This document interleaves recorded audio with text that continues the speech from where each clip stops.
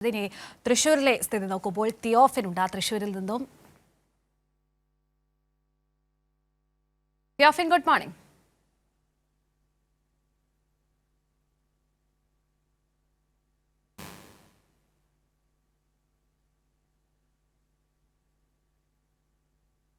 തിയോഫിൻ, കേൾക്കാമോ? Keerthi, good morning. തൃശ്ശൂരിൽ വളരെ ശക്തമായ രീതിയിൽ തന്നെ ചൂട് അനുഭവപ്പെട്ടുകൊണ്ടിരിക്കുന്നു. കഴിഞ്ഞ ദിവസം ഉണ്ടായിരുന്ന രീതിയിൽ തന്നെയുള്ള ചൂടിന്റെ ഒരു തീവ്രത തുടരുകയാണ്.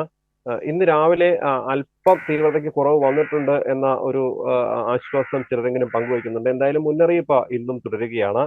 കഴിഞ്ഞ ദിവസം ഉഷ്ണതരംഗം തൃശ്ശൂർ ജില്ലയിൽ സ്ഥിരീകരിച്ചിരുന്നു. ഔദ്യോഗികമായി സ്ഥിരീകരിക്കുന്നത് മാത്രമാണ് കഴിഞ്ഞ ദിവസം ബാക്കിയുണ്ടായിരുന്നത്. പക്ഷേ അതിന്റെ തലേദിവസവും ഞായറാഴ്ച മുതലുള്ള ദിവസങ്ങളിൽ ഉഷ്ണതരംഗത്തിന് സമാനമായ രീതിയിലുള്ള ഒരു സാഹചര്യം തന്നെ തൃശ്ശൂർ ജില്ലയിൽ നിലനിൽക്കുന്നുണ്ടായിരുന്നു. എന്തായാലും വലിയ മുന്നറിയിപ്പ് ജില്ലാ ഭരണകൂടത്തിന്റെ ഭാഗത്തു നിന്നും തൃശ്ശൂർ ജില്ലയിൽ ഉണ്ടായിട്ടുണ്ട്. കഴിഞ്ഞ ദിവസം ചെറിയ ആശ്വാസം, ഒറ്റപ്പെട്ട മഴ ലഭിക്കുമെന്ന ഒരു മുന്നറിയിപ്പ് ഉണ്ടായിരുന്നത് ചെറിയ ആശ്വാസം ജനങ്ങൾക്ക് നൽകിയിരുന്നെങ്കിലും കാര്യമായ മഴയൊന്നും തൃശ്ശൂർ ജില്ലയിൽ ലഭിച്ചതായി ഇതുവരെ റിപ്പോർട്ടില്ല.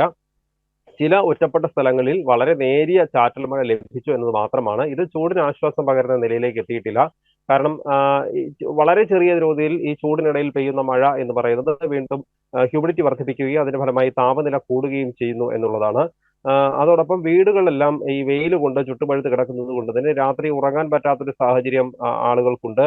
അത്തരം ബുദ്ധിമുട്ടും പ്രയാസങ്ങളും ജനങ്ങൾ പങ്കുവയ്ക്കുന്നുണ്ട്.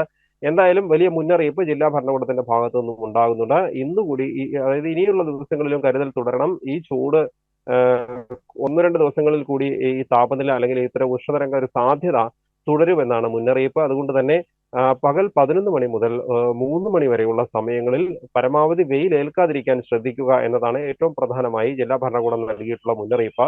അതോടൊപ്പം തന്നെ പൊതുപരിപാടികളെല്ലാം ഈ സമയങ്ങളിൽ ഒഴിവാക്കുക. യാത്ര വളരെ അനിവാര്യമായ യാത്രകൾ ആണെങ്കിൽ മാത്രം ഈ സമയങ്ങളിൽ യാത്ര ചെയ്യുക. നേരിട്ട് വെയിലേൽക്കുന്നത് പരമാവധി ഒഴിവാക്കുക.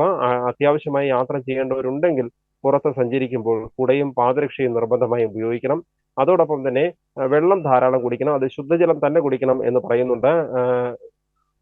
പ്രത്യേകിച്ച് ശ്രദ്ധിക്കേണ്ടത് ചായ, കാപ്പി തുടങ്ങിയ പാനീയങ്ങൾ, കാർബണേറ്റഡ് പാനീയങ്ങൾ, ശീതള പാനീയങ്ങൾ, അത്തരം സാധനങ്ങൾ കുടിക്കുന്നത് ഒഴിവാക്കാനും നിർദ്ദേശമുണ്ട്. കാരണം ഇത്തരം ഈ കാർബണേറ്റഡ് പാനീയങ്ങളും ചായ, കാപ്പി തുടങ്ങിയവയും നിർജ്ജലീകരണം ഉണ്ടാക്കുന്നവയാണ്. മദ്യം ഉപയോഗിക്കരുത്. ഇതെല്ലാം നിർദ്ദേശമുണ്ട്. കഴിഞ്ഞ ദിവസം നൽകിയ നിർദ്ദേശങ്ങൾ തന്നെയാണ്. ആ നിർദ്ദേശം ഇന്നും തുടരുകയാണ്. പറ്റുന്ന ശ്രദ്ധിക്കാൻ ആവശ്യപ്പെട്ടിട്ടുള്ളത് പൊതുവെ മാലിന്യങ്ങൾ ശേഖരിച്ചിട്ടിരിക്കുന്ന സ്ഥലങ്ങൾ, പുല്ല് ഉണങ്ങി കാട് പിടിച്ച് കിടക്കുന്ന പ്രദേശങ്ങൾ, ഇത്തരം സ്ഥലങ്ങളിൽ തീപിടുത്ത സാധ്യതയുണ്ട്. ഉയർന്ന താപനില കൊണ്ട് തന്നെ അത് സ്വാഭാവികമായി തന്നെ തീ ഉണ്ടാകാം. ആര് തീ പിടിപ്പിക്കണമെന്നില്ല. അത്തരം സാഹചര്യങ്ങൾ ഉള്ളത് കൊണ്ട് തന്നെ MCF ഉൾപ്പെടെ മാലിന്യങ്ങൾ ശേഖരിച്ചു വെച്ചിട്ടുള്ള സ്ഥലങ്ങളിൽ അവിടെയുള്ളവരും അതിന് സമീപത്ത് താമസിക്കുന്നവരും വളരെയധികം കരുതൽ പാലിക്കണം. അതോടൊപ്പം തീപിടുത്ത സാധ്യതയുള്ള സാധനങ്ങൾ, പ്ലാസ്റ്റിക് ഉൾപ്പെടെയുള്ള സാധനങ്ങൾ ശേഖരിച്ചു വെച്ചിരിക്കുന്ന സ്ഥാപനങ്ങളുടെ ഗോഡൌണുകൾ, ഇവിടെയെല്ലാം വളരെ കരുതൽ പാലിക്കണമെന്നും നിർദ്ദേശമുണ്ട്. എന്തായാലും വരും ദിവസങ്ങളിലും ഈ ജാഗ്രതാ നിർദ്ദേശം തുടരുകയാണ്. ജനങ്ങൾ എന്തായാലും കരുതൽ പാലിക്കണമെന്നാണ് ജില്ലാ ഭരണകൂടം നൽകുന്ന നിർദ്ദേശം. ഈ നിർദ്ദേശങ്ങൾ അനുസരിച്ച് മുന്നോട്ട് പോവുക. കൂടുതൽ അപകടങ്ങൾ ഉണ്ടാകാതിരിക്കാൻ ശ്രദ്ധിക്കുക.